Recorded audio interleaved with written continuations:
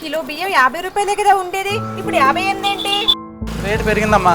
ఇలా రోజు రేట్లు పెంచేస్తే ఎలా? పైగా అన్ని నూకలే. మా చేతుల్లో ఏముందమ్మా, మేమేమైనా పెంచుతున్నామా?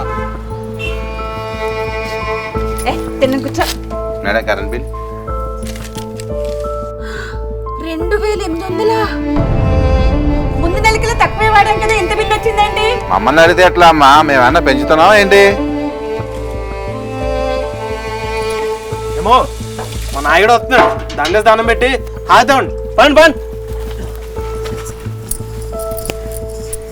అదేంటమ్మా అందరినీ ప్రశ్నిస్తావు, ఈయన్ని కదా ప్రశ్నించాల్సింది.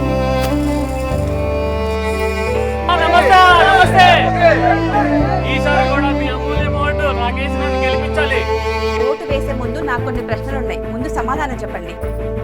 అన్నీ క్వశ్చన్లు అడుగుతావా? అడగండి. ఇంటి ముందు రోడ్లు ఎందుకు అలా ఉన్నాయి?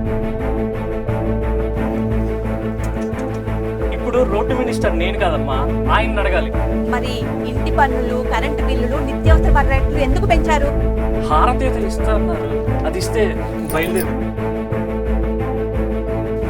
ఇంకా అన్న గెలిచినట్టేగానే అడగలమండి. పక్క రాష్ట్రంలో పెట్రోల్ ధరతో పోలిస్తే మన రాష్ట్రంలో ఎందుకు ఎక్కువ ఉన్నాయి? కల్తీ మద్యం ఎందుకు అమ్ముతున్నారు? చెత్తకు బిల్లు ఎందుకు వేస్తున్నారు? ఆర్టీసీ టికెట్ రేట్లు ఎందుకు పెంచారు?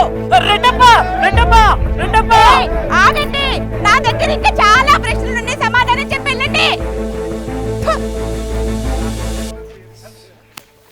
జవాబు చెప్పలేని ప్రభుత్వాన్ని కాదు, జవాబుదారీగా ఉన్న ప్రభుత్వాన్ని ఎంచుకోండి. నా ఓటు సైకిల్ గుర్తుకే.